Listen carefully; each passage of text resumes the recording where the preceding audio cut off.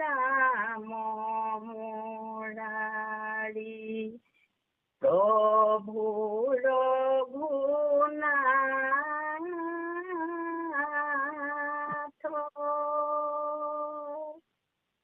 কৃষ্ণ প্রণাম রমায়া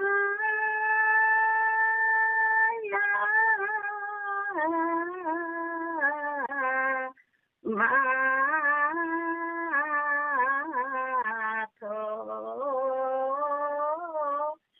রাম মুরারি প্রভু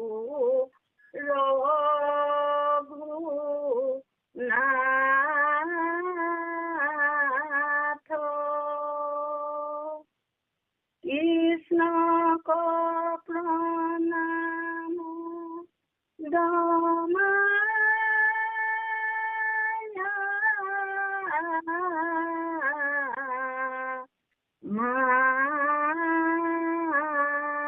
মাথ কৃষ্ণ পদ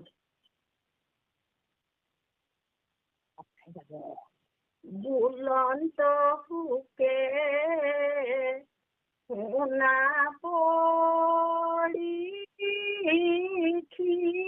পরীক্ষিত ভক্ত প্রহ্লাদর কহু চরিত যুধিষ্ঠির আগে নারদে কইলা শুনি প্রহ্লাদর যে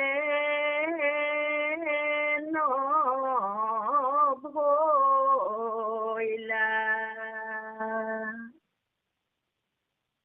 ব্রহ্মার মানখ সারিত নয় ভমন্ত আকাশে আনন্দ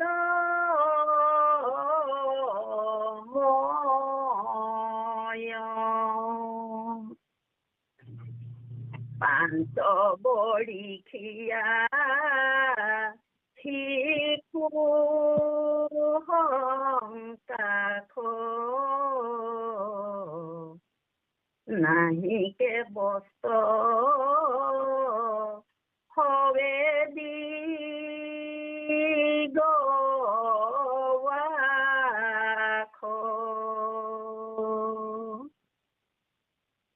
আনন্দে লোকক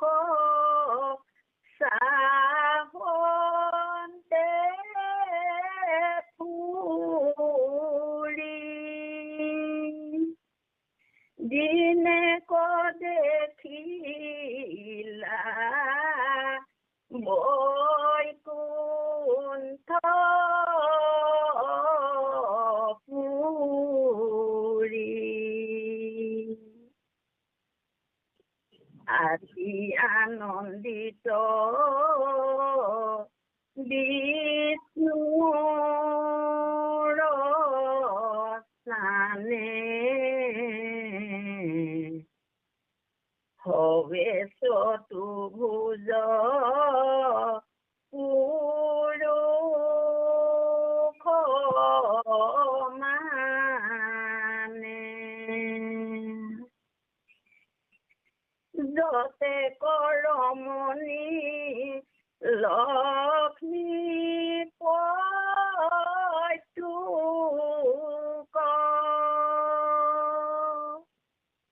কল্পতরু সম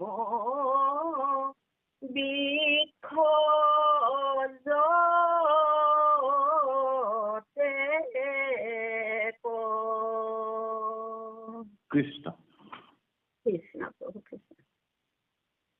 আৰু আৰু এক কোট থাকি গ'ল নেকি আহি দিয়ক আধা কোট থাকি গ'ল আৰু আধা কোট থাকি গ'ল হয় হয় প্ৰভু কৃষ্ণ বৈতালি গগন পৰম ৰংগে হাতত তাল নাৰী গংগে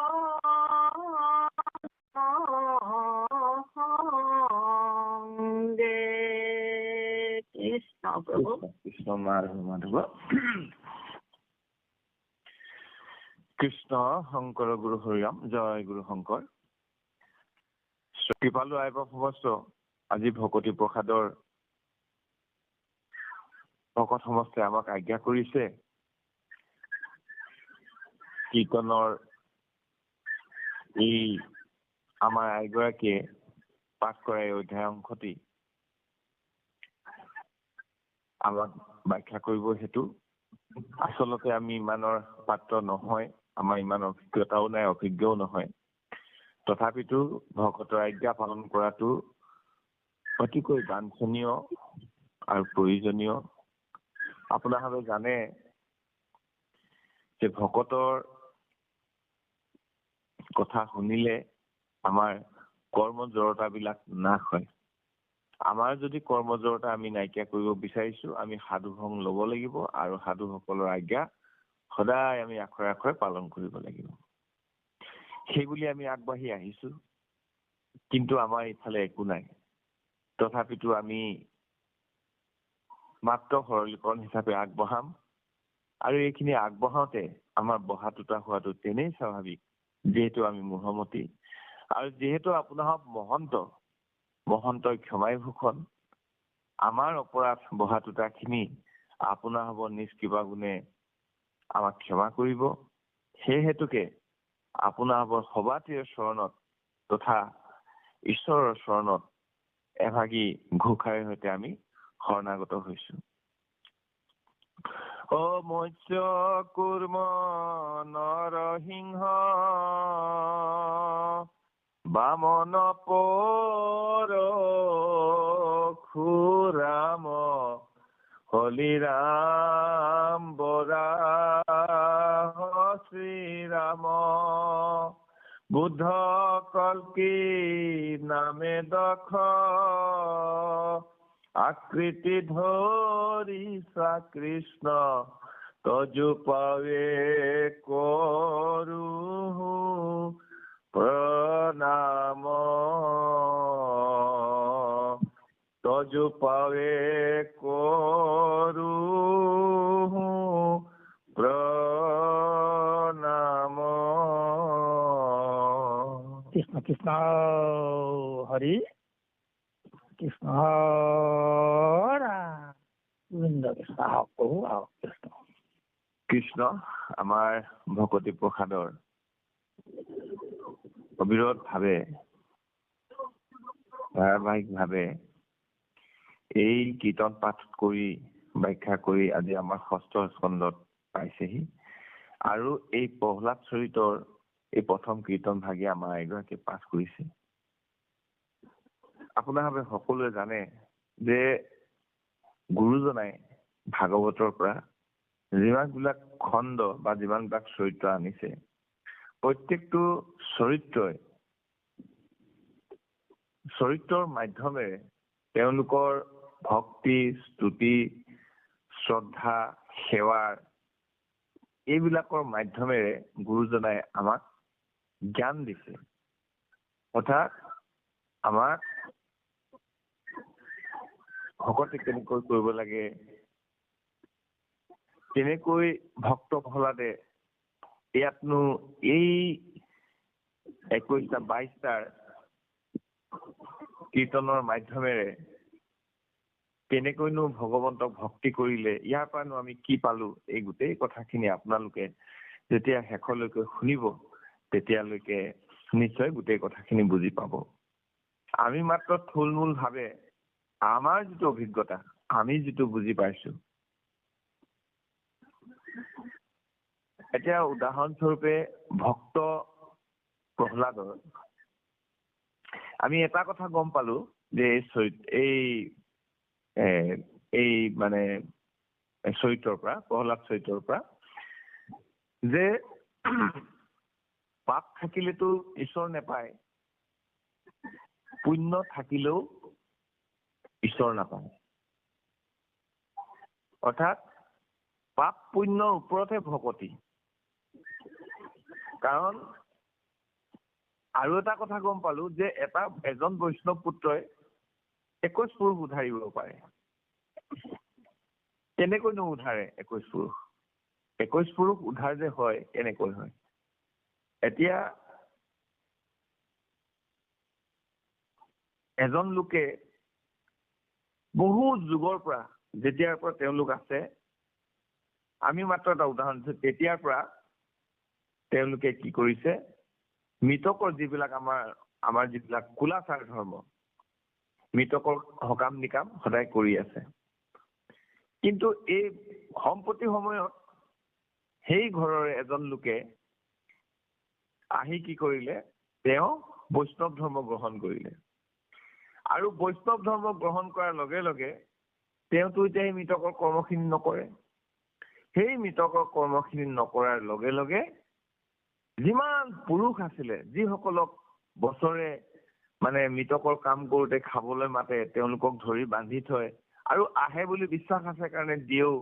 গতিকে এই বৈষ্ণৱত অহাৰ লগে লগে তেওঁ সেই কামখিনি এৰি দিয়াৰ লগে লগে কি হৈছে, তেওঁ সেই 21 নহয় হাজাৰ হাজাৰ পুৰুষ যেতিয়াৰ পৰা তেওঁলোকক বান্ধি ধৰি ৰাখিছিলে, বছৰে বছৰে আহি আছিলে, সেই সকলোকে তেওঁ উদ্ধাৰ কৰি মুকলি কৰি দিলে। নিজৰ নিজৰ কৰ্ম অনুযায়ী তেওঁলোকে ফল ভোগ কৰিব পাৰিলে। এতিয়া কৰ্মফল আকৌ দুটা। আমাৰ নিজৰ দ্বাৰাই আমাৰ কিছুমান আমি কৰ্ম কৰো আৰু সেই কৰ্মৰ ফল দুটা, এটা হৈছে পাপ, এটা পুণ্য। পাপৰ ফলত দুখ ভোগ কৰিব লাগে, পুণ্যৰ ফলত সুখ ভোগ কৰিব লাগে। কিন্তু আমি ভাবি আছিলো যে পুণ্য কৰিলে ঈশ্বৰ পায়। কিন্তু ভক্ত প্ৰহ্লাদৰ এই চৰিত্ৰৰ পৰা এটা কথা গম পালো আমি যে কাৰণ ভগৱন্ত নৃসিংহ ঈশ্বৰে কলে যে হেৰা ভক্ত প্ৰহ্লাদ, তোমাক কি লাগে কোৱা? আমি ছুটিকৈ কৈছো। কলে যে প্ৰভু, মোৰ দেউতাই যিখিনি আপোনাক অপৰাধ কৰিছিলে সেইখিনি যাতে আপুনি মাফ কৰি দিয়ক, ক্ষমা কৰি দিয়ক। তোমাৰ নিচিনা ভক্ত যিটো পুৰুষত, যিটো বংশত, যিটো কুলত জন্ম হল, তেওঁ 21 পুৰুষ উদ্ধাৰ হয়। গতিকে সেইটো প্ৰমাণ এইটো পালো। তাৰপিছত কলে আৰু কি লাগে কোৱা? তেওঁ কলে প্ৰভু, মোক একো নালাগে, মোক আপোনাৰ চৰণলৈ লৈ যাওক, মোক আপোনাৰ লগতে ৰাখক। ভগৱন্ত নৃসিংহ ঈশ্বৰে কলে যে নহয়, তুমি এতিয়া যাব নোৱাৰা, তোমাৰ অজস্ৰ পুণ্য আছে, গতিকে তুমি এক মন্বন্তৰ সেই পুণ্য ভোগ কৰিব লাগিব আৰু তুমি অসুৰৰ ৰজা হৈ সেই পুণ্য ভোগ কৰি যেতিয়া সেই পুণ্য ক্ষয় হব তেতিয়া তুমি মোৰ চৰণলৈ আহিব পাৰিবা বা মোক তুমি লগ পাবা। গতিকে আমি এই কথাটোৰ পৰা এই কথাটো গম পালো যে পাপ থাকিলে যেনেকৈ ঈশ্বৰ নাপায়, পুণ্য থাকিলেও ঈশ্বৰ নাপায়। সেইকাৰণে চাগে মহাভাৰতত ভীষ্মই যুধিষ্ঠিৰক কৈছিল যে যতদিন যকৃতি থাকে পৃথিৱীত, মৰিও সিজন হৈও জীৱিত। যকৃতিয়ে মানুহক কি হয়, এই মৃত্যু লোকৰ পৰা মুক্তি পাব নোৱাৰে, অৰ্থাৎ তৰি যাব নোৱাৰে। সেইকাৰণে আমাৰ বহু ভকতে দান দক্ষিণা বা ইত্যাদি দিলে মানে নাম লিখিবলৈ বা কিবা ডাঙৰ এখন তোৰণে দিছে, নাম লিখাত ইচ্ছুক প্ৰকাশ নকৰে। কাৰণ সেইখিনি ভাল কাম, সেইখিনি পুণ্য কাম, সেইখিনি যশস্বীতি কাম। আৰু সেই কামখিনিয়ে কি কৰিব, তেওঁ পুনৰ তললৈ নমাই আনিব, তৰিবলৈ বা মুক্তি পাবলৈ সুবিধাখিনি নাথাকে। যি কি নহওক, এনেকুৱা ধৰণৰ বহু চৰিত্ৰ আছে। এই চৰিত্ৰত বহু কাহিনী আছে, বহু ইয়াৰ দিশ আছে, বহু ইয়াৰ তাত্বিক আছে, পাৰমাৰ্থিক কথা আছে। আমি এই কথাকেইটা গম পালো কাৰণে থুলমূল ভাৱে আজি যিহেতু আৰম্ভণিত পোৱাৰ কাৰণে আমি কথাখিনি কলো। আৰু এতিয়াৰ পৰা আমি মাত্ৰ পদে ব্যাখ্যা কৰি আমি আগবঢ়াই নিম। কৃষ্ণ। ৰাম মুৰাৰী প্ৰভু ৰঘুনাথ, কৃষ্ণ প্ৰণামো দমাই মাত। সেই ঈশ্বৰ, সেই ৰাম, মোৰ অসুৰক মাৰাৰ কাৰণে এই মিউট এটা খোলা আছে চাগে, গতিকে তেওঁ মুৰাৰী বুলি কয়। তেওঁৱেই ঈশ্বৰ, তেওঁৱেই ৰঘুনাথ অৰ্থাৎ ৰঘুকুলৰ তেওঁ গৰাকী, তেওঁ ৰজা আছিল। আৰু সেইজন ঈশ্বৰ কৃষ্ণৰে অজস্ৰ সহস্ৰ নাম, আৰু সেই কৃষ্ণৰ চৰণত শিৰনত কৰি প্ৰণাম জনাইছে। বুলন্ত সুকে শুনা পৰীক্ষিত, ভক্ত প্ৰহ্লাদৰ কহু চৰিত্ৰ। যুধিষ্ঠিৰ আগে নাৰদে কৈলা, শুনিও প্ৰহ্লাদৰ দেন ভৈলা। এই কথাখিনি পৰীক্ষিতৰ আগত সুকে কৈছে। সুকে কৈছে যে হেৰা, শুনাচোন পৰীক্ষিত, মই তোমাক এতিয়া প্ৰহ্লাদ চৰিত্ৰৰ বিষয়ে, ভক্ত প্ৰহ্লাদৰ চৰিত্ৰৰ বিষয়ে তোমাৰ আগত কওঁ, তুমি শুনাচোন। কিন্তু এই কথাখিনি আকৌ বুজিছা পৰীক্ষিত, এই কথাখিনি আকৌ যুধিষ্ঠিৰৰ আগত নাৰদে কৈছিলে। এই কথাখিনি মই তোমাৰ আগত কওঁ, শুনাচোন। এই কথাখিনি কোনে কৈছিলে? যুধিষ্ঠিৰৰ আগত নাৰদে কৈছিলে। গতিকে এই চৰিত্ৰটোত প্ৰহ্লাদৰনো কি হল, তেওঁনো কেনেকুৱা গতি হল, তেওঁনো কেনেকে দুখ পালে, কেনেকে কষ্ট পালে, ভগৱন্তক তেওঁ কেনেকৈ পালেগৈ, এই গোটেই কথাখিনি তোমাৰ আগত কওঁ শুনা বুলি কৈছে। কোনে কৈছে? পৰীক্ষিতক সুকে কৈছে। আৰু কি বুলি কৈছে? যে এই ভক্ত প্ৰহ্লাদৰ চৰিত্ৰখিনি যুধিষ্ঠিৰৰ আগত নাৰদে কি বুলি কলেচোন শুনা। ব্ৰহ্মাৰ মানস চাৰি তনয়, ভ্ৰমন্ত আকাশে আনন্দময়। পাঞ্চ বৰিষীয়া শিশু সংকাশ, নাহিকে বস্ত্ৰ হবে দিগবাস। পদ্ম কমলত ব্ৰহ্মাৰ জন্ম হল। জন্ম হৈ বৈকুণ্ঠ দেখা পালে, ভগৱন্তক দেখা পালে। দেখা পোৱাৰ পিছত যেতিয়া ভগৱন্তই তেওঁক 4 শ্লোকত ভাগৱত দি তেওঁক আজ্ঞা কৰিলে যে তুমি সৃষ্টি কৰা, এতিয়া মোৰ সম্পূৰ্ণ আশীৰ্বাদ তোমাৰ লগত আছে বুলি ভগৱন্তই যেতিয়া ব্ৰহ্মাক কলে, তেতিয়া ব্ৰহ্মাই কি কৰিলে? প্ৰথমতে 4 অবিদ্যাক সৃষ্টি কৰিলে। তাৰ পিছতে এই ব্ৰহ্মাৰ 4জন মানস পুত্ৰৰ জন্ম হল। তনয় মানে পুত্ৰ। সেইকেইজন হৈছে সনক, সনাতন, সদানন্দ আৰু সনত কুমাৰ। এই 4জন আকৌ কি হল? তেওঁ 5 বছৰ বয়সতে, তেওঁ কি কৰিছে? জন্ম হৈ 5 বছৰ বয়সতে তেওঁলোকে কি কৰিছে? মানে গোটেই আকাশে আকাশে ঘূৰিব পাৰে। তেওঁলোক অবাধ গতিৰে সমস্ত লোকতে তেওঁলোক যাব পাৰে। তেওঁলোক প্ৰত্যেকটো মুহূৰ্ততে আনন্দময় হৈ থাকে। আনন্দৰে তেওঁলোক পৰিপূৰ্ণ হৈ থাকে।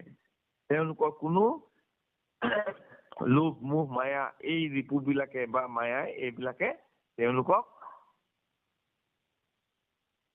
আকৃষ্ট কৰিব নোৱাৰে, বা তেওঁলোকে তাত ৰহিত।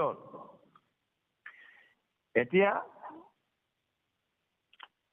পাঞ্চবৰষীয়া শিশু সংকাশ, নাহিকে বস্ত্ৰ হবে দিগবাস। সংকাশ মানে হৈছে সদৃশ, নিচিনা। 5 বৰষীয়া শিশু সংকাশ, তাৰমানে তেওঁলোক সদায় 5 বছৰ বয়সৰ নিচিনাই। 5 বছৰীয়া শিশুৰ নিচিনা এই 4জন ব্ৰহ্মাৰ মানস পুত্ৰ। নাহিকে বস্ত্ৰ হবে দিগবাস। আচলতে দিগবাস বা দিগম্বৰ। দিগম্বৰ, দিগ মানে হৈছে দিশ, অম্বৰ মানে হৈছে আকাশ, অম্বৰ মানে হৈছে বস্ত্ৰ। এতিয়া দিগম্বৰ, দিগেই যাৰ বস্ত্ৰ, ঠিক তেনেকে নাহিকে বস্ত্ৰ হবে দিগবাস। দিগবাস অৰ্থাৎ দিগবাস মানে হৈছে দিশ বিলাকেই যাৰ কাপোৰ, অৰ্থাৎ তেওঁ উলংগ, কিন্তু দিশ বিলাকেই তেওঁৰ কাৰণে কাপোৰ বা তেওঁৰ বস্ত্ৰ। গতিকে দিগবাস অৰ্থাৎ তেওঁলোক উলংগ, তেওঁলোকৰ মায়া নাই। আৰু এই দিশ বিলাকে, দিশ তাৰমানে এই দিশ বিলাকে যাৰ বস্ত্ৰ। আনন্দে লোকক চাহন্তে ফুৰি, দিনেকো দেখিলা বৈকুণ্ঠপুৰী। তেওঁলোকে তেনেকেই পুৰী বুলি কৈছে, বৈকুণ্ঠপুৰী। অৰ্থাৎ তেওঁলোকে লোকক চাহন্ত ফুৰি, তাৰমানে যেনেকৈ আমাৰ পৃথিৱীৰ ওপৰত 7টা লোক আছে, আকৌ সেই লোকতো এতিয়া গন্ধৰ্ব লোক আছে, স্বৰ্গ লোক আছে, কিন্নৰ লোক আছে, আৰু সেই লোকবিলাকতো আকৌ যেনেকৈ পৃথিৱীৰ ভাৰত আছে, চাইনা আছে, এছিয়া আছে, ঠিক তেনেকুৱা নিচিনা। অৰ্থাৎ সিহঁতি এই 7খন স্বৰ্গতো তাৰ উপৰি বৈকুণ্ঠলৈকেও তেওঁলোকে অবাধ গতিৰে অহা যোৱা কৰিব পাৰে। গতিকে তেওঁলোকে আনন্দ মনেৰে সমস্ত লোককে চাই ফুৰে, সকলো লোকতে তেওঁলোকে যায়। আৰু এদিন গৈ দেখিলে বৈকুণ্ঠপুৰী দেখিলে।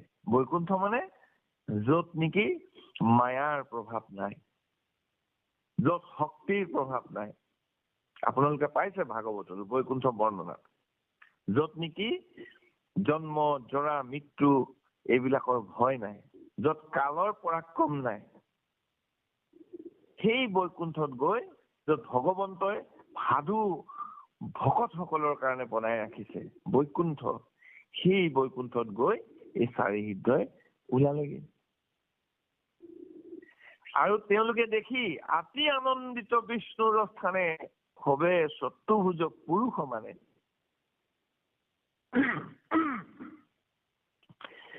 এতিয়া তেওঁলোকে দেখিলে কি দেখিলে?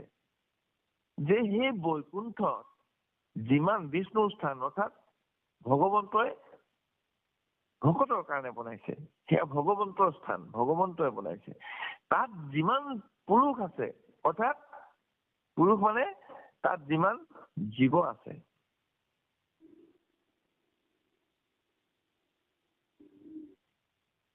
তাত যিমান পুৰুষ আছে, তাত যিমান মানে সেই সকলো পুৰুষৰ কি হৈছে 4খন হাত, চতুৰ্ভুজ, অৰ্থাৎ সেইসকল পাৰিষদ।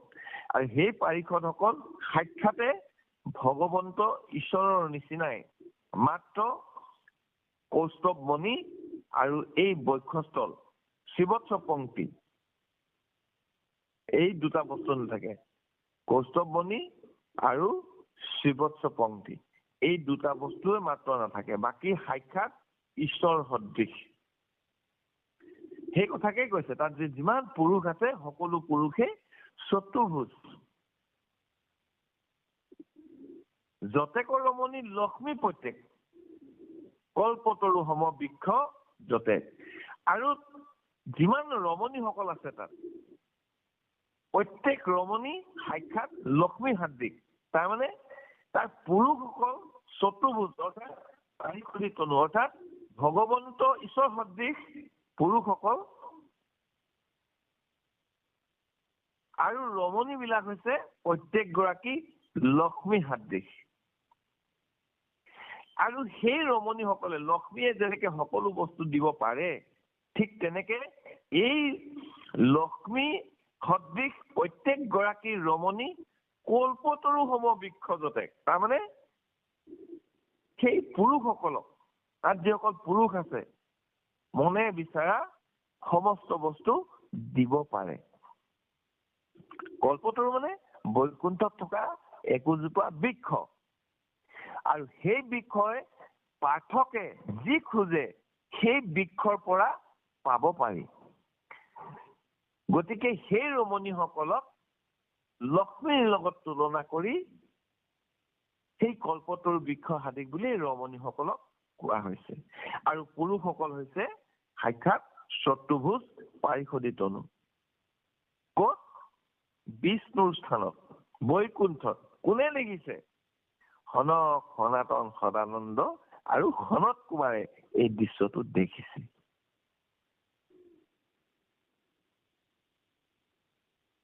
বৈতালী গণ পৰম ৰংগে হাতত তাল নাৰী গণ সংগে। এই বৈতালী গণ নহয়, আচলতে বৈমানিক গণ। বৈমানিক গণ। এতিয়া বৈমানিক মানে হৈছে কি? বিমান যুগ স্নিক, অৰ্থাৎ বৈমানিক, আকাশী ৰথত ফুৰোতা এক শ্ৰেণীৰ দেৱতা। আকাশী ৰথ, আজিকালি যান হ'ল, আগতে আকাশী ৰথ দিয়ে, অৰ্থাৎ উৰিব পৰা সেই ৰথ বিলাকৰ মানে ঘূৰি ফুৰা এক শ্ৰেণীৰ দেৱতা, সেইসকলক বৈমানিক গণ বুলি কোৱা হৈছে। গতিকে সেই বৈমানিক গণ পৰম ৰংগে হাতত তাল নাৰী সংগে, সেইসকলে পৰম আনন্দ মনেৰে নাৰী সংগৰ লগত কি হৈছে তাত উঠিছে।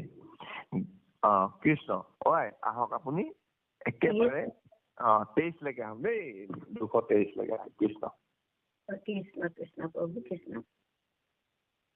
গাৱন্ত কৃষ্ণৰ গুণ চৰিত,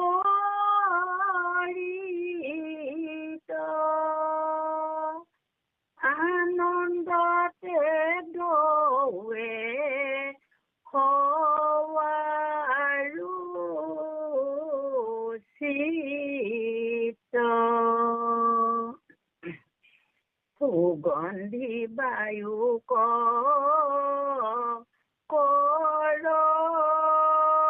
ধিকাৰ,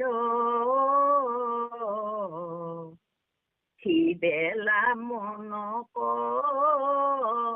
মোহ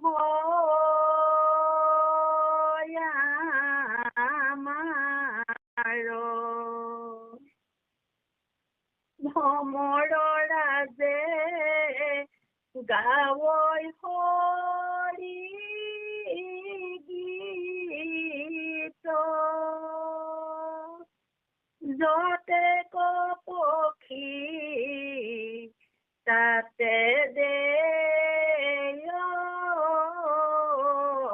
চিত, নকৰে আৰাও থাক নিচুকি, কৃষ্ণৰ কীৰ্তন শুন উৎসুকি, শৰীৰত নময় দিব বিমানে, যতে সুন্দৰী পদ্মিনী মানে, লাখ কৰি দৰ্শাৱৈ গাৱ, বৈষ্ণৱ জনৰ নোপজয় ভাৱ,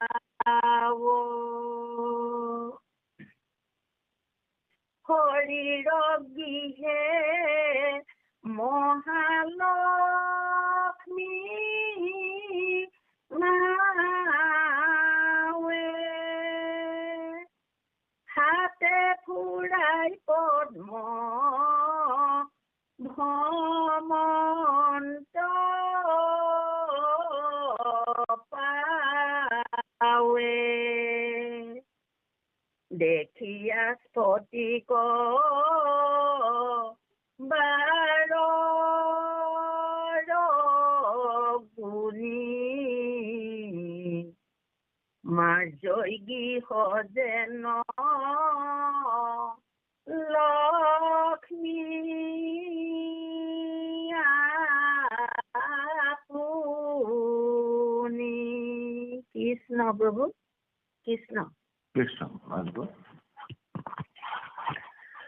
এতিয়া কি হৈছে যে সেইসকল পৰম আনন্দেৰে কি কৰিছে, তেওঁলোকে হাতত তাল লৈ নাৰীগণে সংগে তেওঁলোকে নাম গাইছে। তেওঁলোকে কি গাইছে? গাৱন্ত কৃষ্ণৰ গুণ চৰিত্ৰ, আনন্দতে দ্ৰৱে সবাৰ উচিত। এতিয়া ভকতে কিন্তু কৃষ্ণৰ গুণানুচৰিত্ৰ শুনি শ্ৰৱণ কৰি তেওঁলোকে যিমান আনন্দ পায়, সিমান কি হৈছে মৌ ৰসকণো কৈও মানে অতি সোৱাদ পায়। ভকতৰ মনটো সদায় ভগৱন্তৰ চৰণত থাকে। চৰণক কমল যেন নৱ পদ্মকুশ, যাক দেখি ভকতৰ পৰম সন্তোষ। গতিকে ভকতসকলে জানে যে আচলতে ভগৱন্তৰ গুণানুচৰিত্ৰ শ্ৰৱণ আৰু কীৰ্তনেই শ্ৰেষ্ঠ। ইয়াৰ বাদে আৰু বহু ঠাইত লিখিছে গতি নাই, গতি নাই। গতিয়ে নাই বুলি কৈছে যেতিয়া ইমানখিনি কথা জনাৰ পিছতো আমি যদি আচল যিটো ভগৱন্তৰ নাম কৃষ্ণৰ গুণানুচৰিত্ৰ যিটো গতি, সেই গতি এৰি যদি অগতিত যাওঁ তেতিয়াহ'লে কি হব? অশুদ্ধি এৰি বিবুদ্ধিত পৰিব লাগিব। গতিকে আনন্দে তবে হবাৰ উচিত কি হৈছে? ভগৱন্তৰ যেতিয়া সেই কৃষ্ণৰ গুণানুচৰিত্ৰৰ বিষয়ে গাইছে, তেতিয়া সেই গুণানুচৰিত্ৰ অৰ্থাৎ সেই গুণৰ সাগৰত, গুণৰ অমৃত ৰস সাগৰত আনন্দতে সেই গুণ শুনি যি আনন্দ, সেই আনন্দৰ সাগৰত কি হৈছে? সকলোৰে মন ডুবি থাকে। ভগৱন্তৰ কৃষ্ণৰ গুণানুচৰিত্ৰৰ আনন্দৰ সাগৰত সকলোৰে মন দ্ৰৱণীয় হৈ থাকে, ডুবি থাকে। সুগন্ধি বায়ুক কৈ ধিক্কাৰ, সিবেলা মন মোহয় আমাৰ। আৰু যেতিয়া সেই গুণানুচৰিত্ৰৰ মনটো যেতিয়া পৰিপূৰ্ণ হৈ থাকে, দ্ৰৱী থাকে, ডুবি থাকে, দ্ৰৱণীয় হৈ থাকে, মনটো তাত মিলি থাকে ভগৱন্তৰ গুণানুচৰিত্ৰৰ লগত, সেই সময়ত যিটো সুগন্ধি বায়ুটো মানুহে এখন্তেকো এৰিব নোৱাৰে। কাৰণ বায়ু নাথাকিলে জীয়াই থাকিবই নোৱাৰে। তেনেকুৱা সুগন্ধি বায়ুকো ধিক্কাৰ কৰে। তাৰমানে যি সুগন্ধি বায়ু তাকো ভংক্ষেপ নকৰে, মাত্ৰ নামহে লাগে। সিবেলা মনক মোহয় আমাৰ। সেই সময়ত সেই দৃশ্যটো দেখি মনটো আমাৰ মোহি পেলাইছে বুলি কৈছে। এই চাৰিজনে কৈ আছে দেই, ভ্ৰমৰৰ ৰাজে গাঁৱৰ হৰিগীত, যতে ক পক্ষী তাতে দেশিত। আৰু দেখিলে কি দেখিলে? ভ্ৰমৰ ৰজাই অৰ্থাৎ ভোমোৰা সকলে হৰি গীত গাইছে, ঈশ্বৰ কৃষ্ণৰ গীত গাইছে। আৰু তাত যিমান পক্ষী আছে সেই পক্ষীসকলে কিন্তু কি কৰিছে? সেই ভগৱন্তৰ হৰি গীত গোৱা ভোমোৰাৰ সেই গীতত, হৰি গীতত তেওঁলোকে মনটো দি ৰাখিছে, অৰ্থাৎ শুনি আছে, তেওঁলোকে শ্ৰৱণ কৰি আছে। নকৰে আৰু থাকৈ নিচুকি, কৃষ্ণৰ কীৰ্তন শুনৈ উৎসুকি। এতিয়া পক্ষী আৰাও মানে চিঞৰ, পক্ষীসকলে চিঞৰে নহয়। এই যেনেকে এতিয়া বাঁহত এই বগলী থাকে, চাবচোন কিমান চিঞৰে। কিন্তু এই বৈকুণ্ঠত যিসকল পক্ষী আছে, সেই পক্ষীসকলে কি হৈছে? ভোমোৰাই গোৱা হৰি গীতত ইমানকে তেওঁলোকে আমোদ প্ৰমোদ হৈ মনটো ইমান ধুনীয়াকে সিহঁতে সুন্দৰকে তাত বিলীন কৰি ৰাখিছে। সেই হৰি গীত আনন্দৰে তেওঁলোকে শ্ৰৱণ কৰি আছে, কিন্তু তেওঁলোকে কোনো চিঞৰ বাখৰ কৰা নাই। সকলোৱে নীৰৱ নিজান ভাৱে তেওঁলোকে শুনি আছে। কৃষ্ণৰ কীৰ্তন শুনি অতি উৎসাহেৰে তেওঁলোকে ঈশ্বৰ কৃষ্ণৰ কীৰ্তন শুনি আছে। শৰীৰ ৰত্নময় দিব্য বিমানে, যতেক সুন্দৰী পদ্মনি মানে, হাস লাখ কৰি দৰ্শাৱৈ গাৱৈ, বৈষ্ণৱ জনৰ নুপুজ ভাৱ। শৰীৰ ৰত্নময় দিব্য বিমানে, সেই সময়তে কি হৈছে? তাত যিবিলাক বিমান আছে, সেই বিমানত উঠি তাত যিমান সুন্দৰী পদ্মিনী সংখিনি এইবিলাক নাৰীৰ এটা এটা ভাগ, গুণ চৰিত্ৰ বা তেওঁলোকৰ মানে কলেবৰ আকৃতি প্ৰকৃতিৰ এটা ভাগ পাইছে আপোনালোকে। পদ্মিনী সংখিনি এনেকে থাকে। আচ্ছা, যি নহওক, গতিকে সেই সুন্দৰ পদ্মিনী নাৰীসকলে কি হৈছে, অতি লয় লাখৰে তেওঁলোকে মুহিবলৈ কাৰণে তেওঁলোকৰ শৰীৰ অতি লয় লাখ এইবিলাক কৰি তেওঁলোকে সেই ৰত্নময় বিমান বিলাকত উঠিছে। আৰু কিন্তু এই যিসকলে যে এইসকল বৈষ্ণৱ কোনসকল, এতিয়া চাব আপোনালোকে, ইয়াৰ পৰা আহক। এই যে ভ্ৰমৰসকলে হৰিগীত গাইছে এইসকল বৈষ্ণৱ।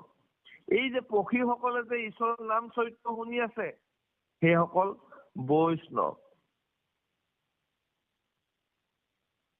যিসকলে সেই এই বৈমানিকগণসকলে আনন্দৰে যে সেই লোকসকলে ঈশ্বৰৰ নাম গুণ গাইছে, তাতকৈ ওপৰত আছে এই আমাৰ এই ভকতসকলে, এইসকল মহাভকত হয়।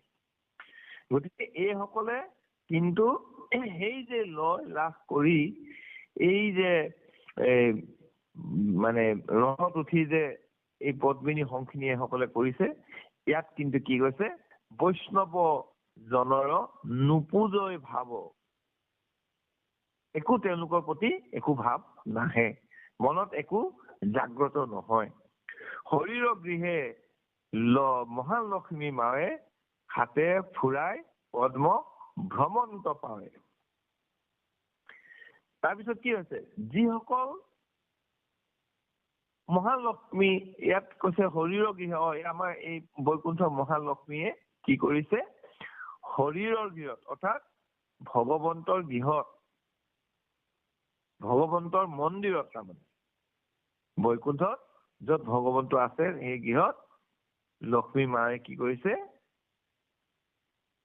হাত ফুৰাই গোটেই ঘৰ মানে ঘৰ বিলাক মন কৰিছে। তাৰমানে শৰীৰ গৃহে মহালক্ষ্মী মায়ে হাত ফুৰাই পদ্ম ভ্ৰমন্ত পাৱে। মানে ভৰিয়ে খোজকাঢ়ি ভগৱন্তৰ গোটেই যিমান গৃহভাগী আছে চব চাফ চিকুণ কৰিছে, ইত্যাদি ইত্যাদি নিচিনা কথা। আৰু ফুৰাই পদ্ম ভ্ৰমন্ত পাৱে, হাত ফুৰাই পদ্ম অৰ্থাৎ হাত ফুৰাই মানে গোটেই ঘৰ বিলাক মানে হৰিৰ ঈশ্বৰৰ গৃহবিলাক চাফ চিকুণ কৰি ৰাখিছে। যেনেকে এতিয়া আমাৰো গৃহবিলাক আমাৰ আইসকলে যেনেকৈ চাফ চিকুণ কৰি ৰাখে, তেনেকুৱা কথা কৈছে। চাফ চিকুণ, পৰিচৰ্যা ইত্যাদি ইত্যাদি, য'ত যিবিলাক বস্তু থাকিব লাগে এইবিলাক লক্ষ্মীৰ আই সদৃশ সকলৰ এই লক্ষ্মী বুলি কয়, সেইসকলক মহালক্ষ্মী কয়। যেনেকে দিনতে শাক বাচে, জানিবা গৃহতে লক্ষ্মী আছে। যিসকল লক্ষ্মী সদৃশ আই হয় সেইসকলে কি কৰে, আন্ধাৰ নহওঁতেই গৰু ইত্যাদি বান্ধি মেলি ঘৰ যি চাফ চিকুণ যিখিনি কৰিব লাগে, শাক পাচলি ভাজি বাচি মেলি চাউল তাউল চব ঠিক ঠাক কৰি ঠিক কৰি থয়। যেতিয়া সময় হব তেতিয়া সিদ্ধ ৰন্ধন কৰে। তেনেকুৱা কথা কি কৈছে যে শৰীৰ গৃহে মহালক্ষ্মী মায়ে হাত ফুৰাই পদ্ম ভ্ৰমন্ত পাৱে। দেখিয়া স্ফটিক 12 গুণী মাৰ্জয় গৃহ যেন লক্ষ্মী আপুনি। দেখিয়া স্ফটিক মানে বগা শুদ্ধ টাইলছ বুলি ধৰক, আৰু টাইলছ, আজিকালি যিটো টাইলছ বুলি কয়, স্ফটিক মানে হৈছে শিলৰ, মানে বগা শুদ্ধ শিলৰ টুকুৰা। সেই শিল বিলাকে, বগা শিল বিলাকে, বাৰ মানে বেৰ, সেই শৰীৰৰ ভগৱন্ত ঈশ্বৰ কৃষ্ণৰ যিভাগ ঘৰ গৃহ, সেই ঘৰ বিলাক তাৰমানে টাইলছেৰে বনোৱা বেৰ। আৰু সেই বেৰ বিলাকত কি কৰিছে, মাৰ্জয় মানে মোহাৰা, মচা বা চাফ চিকুণ কৰা। মাৰ্জয় গৃহ যেন লক্ষ্মী আপুনি, সেই লক্ষ্মীয়ে এই গোটেই বেৰবোৰ চাফ চিকুণ কৰিছে।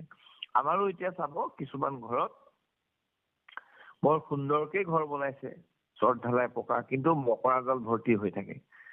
কিন্তু কিছুমানৰ ঘৰত সুন্দৰকৈ লেপিয়ে ৰাখিছে, মাটিৰে হয়, কিন্তু চাফ চিকুণ কৰি ৰাখে।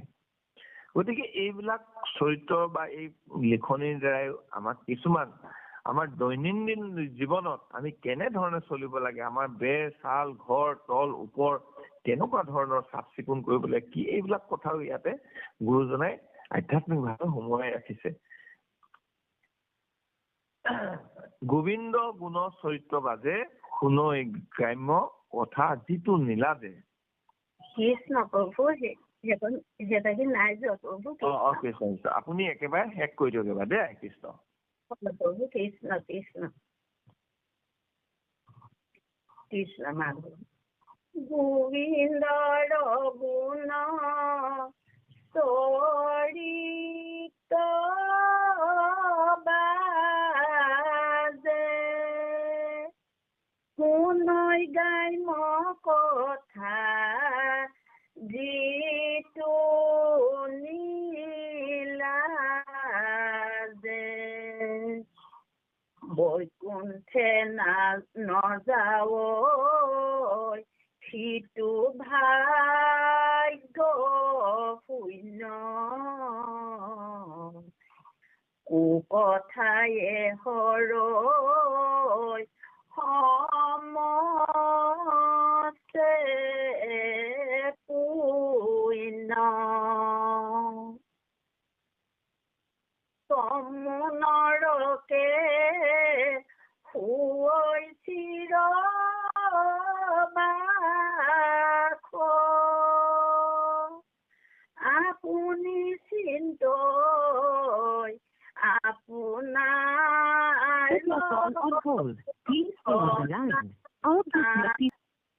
দেৱৰো বাঞ্ছনী মনুষ্য জন্ম, উপজয়াত যত জ্ঞান ধৰ্ম, নকৰৈ কীৰ্তন ইহা পায়া, জানিবা তাক বঞ্চৈ বিষ্ণু মায়া। হেন জানিয়া ন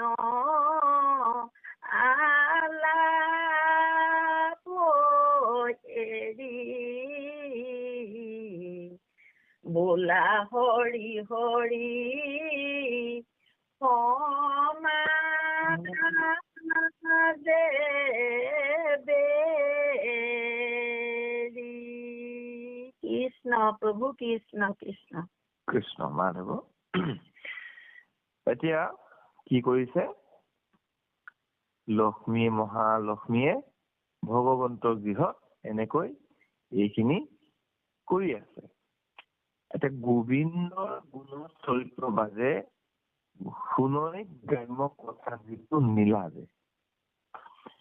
এতিয়া এইখিনিয়ে হৈছে গোবিন্দৰ গুণৰ নাম। কোনখিনি? ভগৱন্তৰ বৈকুণ্ঠত কেনেকুৱা, বৈকুণ্ঠত কোন থাকে, মহালক্ষ্মী আয়ে ভগৱন্তক কেনেকে ভক্তি কৰে, পক্ষীসকলেওনো ভগৱন্তৰ পক্ষী হৈও ভগৱন্তৰ নাম গুণ কেনেকৈ গায়, ভমৰাসকলে কেনেকৈ গায়। এই কথাখিনিয়ে হৈছে ভগৱন্তৰ চৰিত্ৰ। তাৰপিছত আকৌ লীলা চৰিত্ৰ আছে, ভগৱন্তৰ গুণানুচৰিত্ৰ আছে, এইবিলাক চৰিত্ৰ। এই চৰিত্ৰৰ বাজে, বাজে মানে বাহিৰৰ, গোবিন্দৰ গুণ চৰিত্ৰৰ বাজে, তাৰমানে ভগৱন্ত ঈশ্বৰ কৃষ্ণৰ গুণানুচৰিত্ৰৰ বাজে মানে বাহিৰত,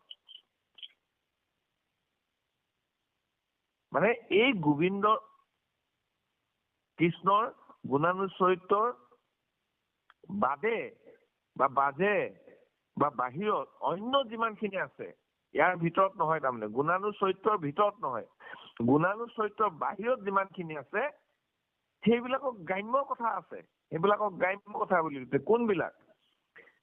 খেতি কেনেকুৱা হৈছে তোমাৰ বোলে এবাৰ 20 বিঘা মান কৰিছো আৰু ইজনে কৈছে নকবা মই এবাৰ খেতি কৰিব নোৱাৰিম নহয়, যেনে তেনে খাবলৈ কাৰণে আৰু 5 বিঘা মান কৰি থৈছো। এইবিলাক গ্ৰাম্য কথা। আমুকৰ ল'ৰাটোৱে চাকৰি পালে নহয়, সেয়া পাইছে, তেওঁলোকৰ কৰ্মফল আছে, তেওঁলোকৰ পুণ্য আছে, আৰু পুণ্য আছে, গতিকে ভগৱন্তে সেইখিনি কিবা কৰিছে, সেইখিনি কথা গ্ৰাম্য কথা। আমুকৰ তামুক হল, তামুক ল'ৰাটোৱে দুখ পালে, আমুকৰ তামুকে মাটি কিনিলে, আমুকে গাড়ী এখন কিনিলে, এই আমুকৰ বেমাৰ হৈছে, হস্পিটেলত গৈছে, এইবিলাক হৈছে গ্ৰাম্য কথা। গ্ৰাম্য কথা মানে য'ত ভগৱন্তৰ গুণানুচৰিত্ৰৰ কথা নাই, য'ত ভগৱন্তৰ নাম বস্তু সোমাই থকা নাই, সেইবিলাকক গ্ৰাম্য কথা বুলি কোৱা হৈছে। গতিকে কৈছে কি যে গোবিন্দৰ গুণানুচৰিত্ৰৰ বাদে, ভগৱন্তৰ লীলা চৰিত্ৰৰ বাদে, তাৰ বাহিৰত যিমান অন্য কথা আছে সেই কথাবিলাকক গ্ৰাম্য কথা বুলি কৈছে। আৰু এই গুণানুচৰিত্ৰ এৰি যিসকলে সেই গ্ৰাম্য কথাবিলাক শুনে সেইসকলক নীলাজ বুলি কৈছে। শুনো এই গ্ৰাম্য কথা যিটো নীলাজে, তাৰমানে তেওঁৰ লাজ নাই, সেইকাৰণে তেওঁ সেই গ্ৰাম্য কথাবিলাক শুনিছে, ঈশ্বৰৰ গুণানুচৰিত্ৰ কথা শুনা নাই, সেইজনক সেইকাৰণে গুৰুজনাই নীলাজ বুলি কৈছে। সেই নীলাজজনৰ কথা শুনো এবাৰ কি কৈছে। বৈকুণ্ঠ নাযাৱৈ সিটো ভাগ্য শূন্য, কুকথাৰ হৰৈ সমস্ত পুণ্য। সেইজনে বৈকুণ্ঠ যাব নোৱাৰে, কেলে? সেইজন নিজৰ ভাগ্য নিজে শূন্য কৰি ললে। কেনেকে তেওঁ ভাগ্য শূন্য হল? তেওঁতো মানুহ হৈ আহিছিলে, মানুহতো জীৱশ্ৰেষ্ঠ মানুহ, শ্ৰেষ্ঠ যোনি মানুহ, বহু পুণ্যৰ ফলত মানুহ হয়। মানুহ হবলৈ কাৰণে লভী আচাৰ জন্ম যিটো ব্ৰহ্মাৰ বাঞ্ছিত, ব্ৰহ্মাই আদি দেৱতাসকলেও বাঞ্ছা কৰে মানুহ জীৱনটো পাবলৈ কাৰণে। কিন্তু তেওঁ মানুহ জন্ম হল, বহু পুণ্যৰ ফলত মানুহ জন্ম হল, কিন্তু তেওঁ কি কৰিলে? ঈশ্বৰৰ গুণানুচৰিত্ৰ শ্ৰৱণ কীৰ্তন নকৰিলে, তেওঁ গ্ৰাম্য কথা শুনিলে, সেইকাৰণে তেওঁ নীলাজ হল। সেইজনক নীলাজ কৈছে, আৰু সেইকাৰণে তেওঁ নিজৰ ভাগ্যখন নিজেই শূন্য কৰি পেলালে। কেলে শূন্য হল ভাগ্যখন? তেওঁ কু কথা শুনিলে। কোনবিলাক কু কথা? এই গ্ৰাম্য কথাখিনিকে কু কথা বুলি কৈছে। সেই কু কথা শুনাৰ কাৰণে তেওঁৰ যিমান পুণ্য লৈ আহিছিলে সমস্ত পুণ্য নাশ হৈ গল। হৰৈ সমস্ত পুণ্য আঁতৰ কৰি ললে, সমন্য মানে পুণ্য এনে শেষ কৰিলে। তাৰমানে তাৰ পৰা আহোতে যিটো ধন লৈ আহিছিলে, নাম ধন, বহু পুণ্যৰ ফলতহে মানুহ হয়, তেওঁ নাম ধন আছিলে, সেই নাম ধন তেওঁ কি কৰিলে? সেই ধন এই মানে আহিলে ঠিকেই, আহি পিনে ইয়াত আকৌ ঈশ্বৰ মানে গুণানুচৰিত্ৰ শ্ৰৱণ কীৰ্তন কৰি তেওঁ আকৌ পুণ্য এখিনি সঞ্চয় নকৰি তেওঁ কি কৰিলে? বেয়া কথা শুনাৰ কাৰণে পূৰ্বৰ যিখিনি পুণ্য আছিলে সেইখিনি তেওঁ নাশ কৰি পেলালে, সেইখিনি খতম কৰিলে। কি কাৰণে? তেওঁ গুণানুচৰিত্ৰ নুশুনাৰ কাৰণে, গ্ৰাম্য কথা শুনাৰ কাৰণে তেওঁ বৈকুণ্ঠ যাব নোৱাৰে। কেলে নোৱাৰে? কাৰণ বৈকুণ্ঠ যাবলৈ পুণ্য থাকিব লাগিব, অৰ্থাৎ ভক্তি থাকিব লাগিব, ভগৱন্তৰ ভক্তিটো লাগিব। সেই ভক্তি পুণ্যখিনি তেওঁ নথকাৰ কাৰণে তেওঁ বৈকুণ্ঠলৈ যাব নোৱাৰিলে, কাৰণ তেওঁ কু কথাত মন দিয়াৰ কাৰণে তেওঁ সমস্ত পুণ্য নাশ হল। তাৰপিছত কি হব? আকৌ সেই বৈকুণ্ঠত যাব নোৱাৰিলে, তেওঁ পুণ্যখিনি নাশ কৰি ললে গ্ৰাম্য কথা শুনি। তাৰপিছত কি হব? বৈকুণ্ঠ যাব নোৱাৰিলে কৰবাততো যাব লাগিব, সদায়তো জীয়াই নাথাকে। তাৰপিছত কি হব? তেওঁ তমু নৰকে শুৱৈ চিৰবাস, আপুনি চিন্তই আপোনাৰ নাশ। তমু নৰক থুলমূল ভাৱে ইমানে যে 84 প্ৰকাৰ নৰকৰ ভিতৰত এই তমু নৰকখন এক প্ৰকাৰ নৰক। গতিকে এই তমু নৰকত যে গল, সদায় মানে চিৰবাস, সদায় তাতে থাকিব লাগিব, তেওঁ তাৰ পৰা ওলাই আহিব নোৱাৰে। তেওঁ আৰু পাপ বাঢ়ি গৈ থাকিব, তেওঁ তাৰ পৰা ওলাই আহিব নোৱাৰে, তেওঁ তাৰ পৰা উদ্ধাৰ হ'ব নোৱাৰে। কাৰণ পাপী সকলে আৰু অধিক পাপ হয় আৰু পাপতে আৰু জড়িত হৈ থাকে। সেইকাৰণে এই কৈছে যে তমু নৰক, এই নৰকখনৰ পৰা ওলাই আহিব নোৱাৰে। দুজন লোক আছিলে, এজনৰ বহু পুণ্য আছে, এজনৰ এটাহে পাপ আছে। মানে এজনৰ বহু পুণ্য কিন্তু পাপ এটা, এজনৰ আকৌ কি হৈছে বহু পাপ আছে পুণ্য এটা। দুইজনৰ মৃত্যু হল, যমৰ নগৰত গল।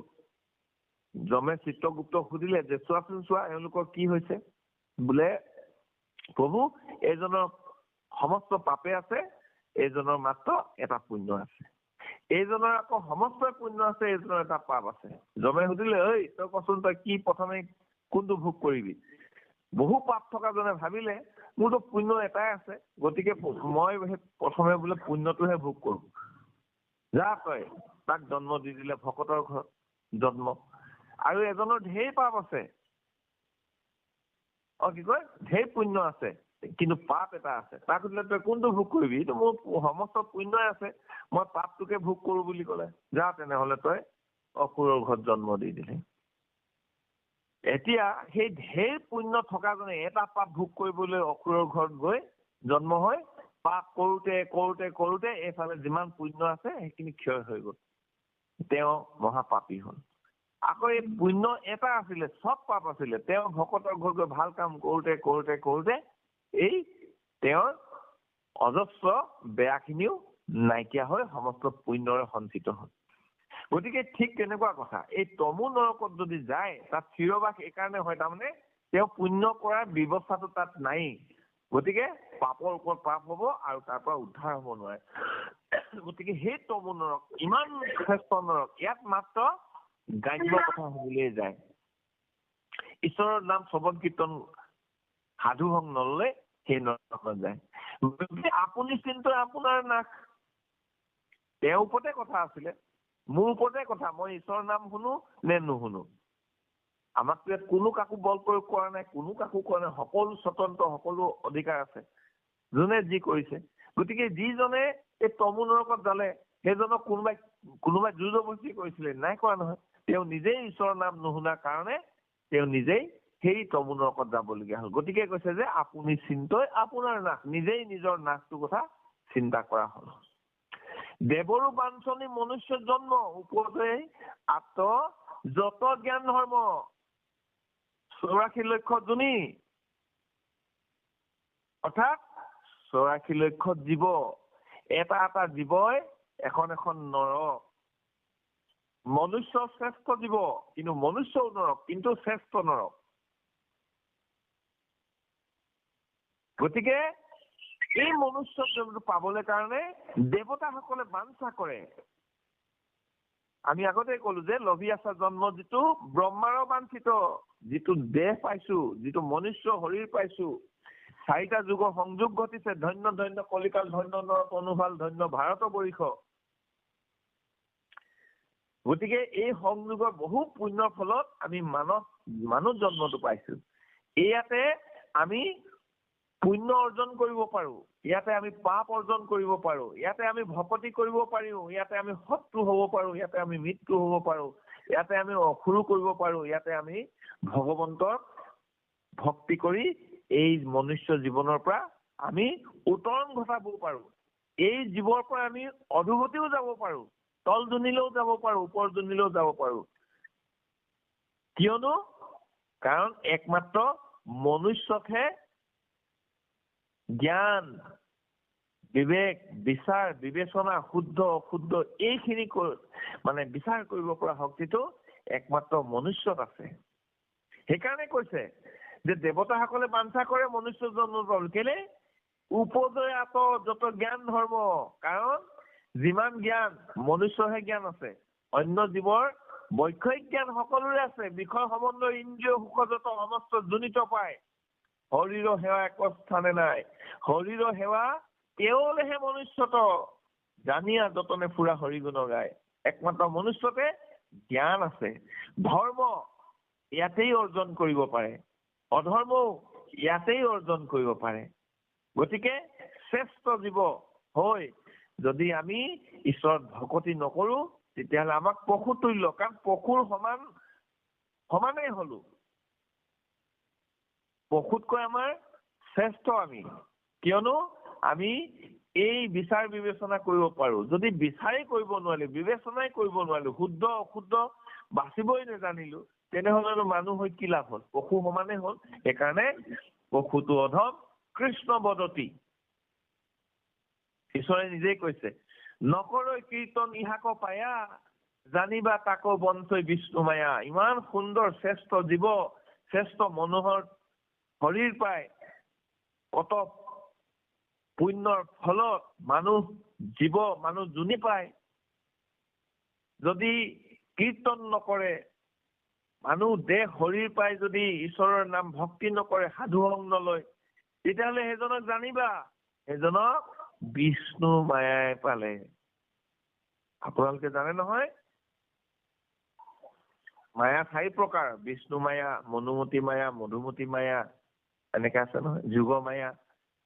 গতিকে এয়া বিষ্ণু মায়াই পালে। সেইকাৰণে কি হৈছে, তেওঁ ঈশ্বৰক চিনি নাপায়, ঈশ্বৰৰ নাম নুশুনে, সাধু সংগ নলয়। ইমান সুন্দৰ দেহ এটা আমি এতিয়া জানিব লাগিব যে আমি ইমান সুন্দৰ মনুষ্য দেহ পাই যদি আমাৰ যদি ঈশ্বৰৰ নাম লবলৈ মন নাই যোৱা, আমি যদি সাধু সংগ লবলৈ ইচ্ছা কৰা নাই, আমাৰ মনে নিবিচাৰে, আমি নিজে নিজে বুজিব লাগিব যে আমি নিজকেই শত্ৰু কৰি আছো, নিজকেই নাশ কৰি আছো, নিজৰ নাশ নিজে চিন্তা কৰি আছো, আৰু আমাক বিষ্ণু মায়াই পালে। হেন জানি আন আলাপ এৰি বোলা হৰি হৰি সমাজে বেৰি। গতিকে এই কথাখিনি আমি গম পালো যে আমাক যদি ঈশ্বৰৰ নাম যদি লবলৈ ইচ্ছা কৰা নাই, আমাক বিষ্ণু মায়াই পালে। এই কথাটো আমি জানিলো। জানাৰ পিছত এই কথাটো জানিলো, হেন জানি এই কথাখিনি জনাৰ পিছত আমি সেই গ্ৰাম্য কথাবিলাক এৰি, গ্ৰাম্য চিন্তা ভাৱনা এৰি আমি কি কৰিব লাগে, অন্য কথা আলাপ আলোচনা এৰি, গ্ৰাম্য কথাবিলাক এৰি সকলোৱে হৰি হৰি, আমি সকলোৱে একতে ভাৱে ঈশ্বৰৰ নাম, আমি সকলোৱে একত্ৰিত হৈ ঈশ্বৰৰ নাম, চৰিত্ৰ গুণানুচৰিত্ৰ আমি এইবিলাক গাব লাগে, শুনিব লাগে, শ্ৰৱণ কীৰ্তন কৰিব লাগে। ইয়াকে আজি এইখিনিয়ে কৈছে, আৰু আমাৰ নিশ্চয় সময়ো হৈছে। আপুনি ইয়াতে আপুনি সামৰণি মাৰিব। কৃষ্ণ জয় গুৰু শংকৰ।